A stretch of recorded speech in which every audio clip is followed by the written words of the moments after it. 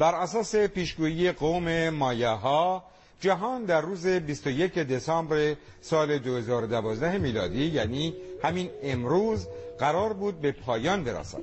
در بعضی مناطق جهان از جمله مکزیک و گواتمالا مراسم پایان تقویم مایاها برگزار شد.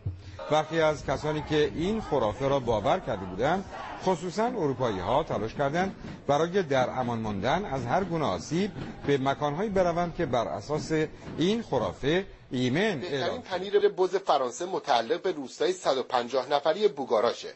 این دهکده دورافتاده در جنوب فرانسه تا سالها قبل نون همین شهرتش رو میخورد.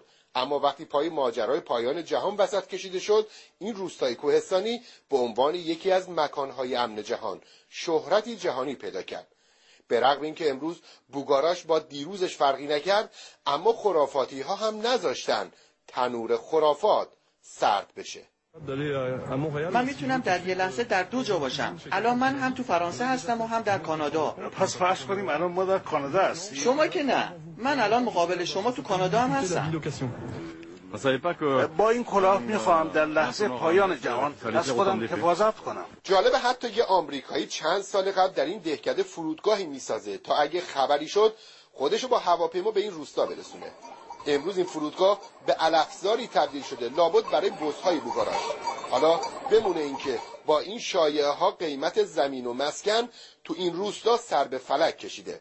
پلیس فرانسه که دیده اوضاع داره جدی میشه، از چند روز قبل تا پایان روز 21 دسامبر غیر از ساکنان ورود به این روستا رو ممنوع کرد، فقط به خاطر اینکه یه موقع نکنه شهرت زیادی درد سرساز بشه.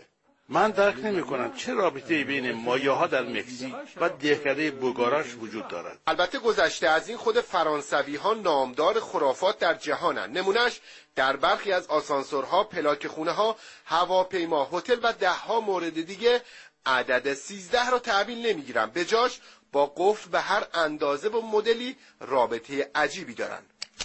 آخرین ماجرای 2012 ماجراسازان غربی هم دروغ از آب در اومد. تا روستای دورافتاده بوگاراش فرانسه همچنان به پنیرهای کپک زده معروفش بنازه. علی علوی، صدا و سیمای جمهوری اسلامی ایران، پاریس.